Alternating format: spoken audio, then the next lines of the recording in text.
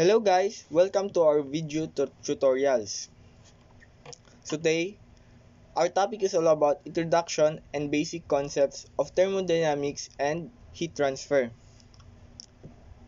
So here's our sample problem. A vacuum gauge connected to a tank reads 15 kilopascal at a location where the barometric reading is 750 mm of mercury.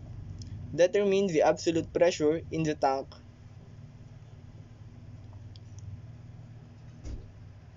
So here, we're gonna use the formula for pressure, atmospheric pressure is equal to density times gravity times the height. So our value for density of mercury is 13,590 kg per cubic meter times the gravity and the height. So our atmospheric pressure is 100 kilopascals. Next, to determine the absolute pressure, we will use the formula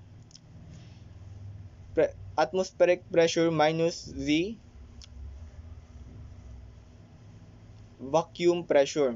So 100 kilopascal minus 15 kilopascal is equal to 85 kilopascal, and that is our final answer.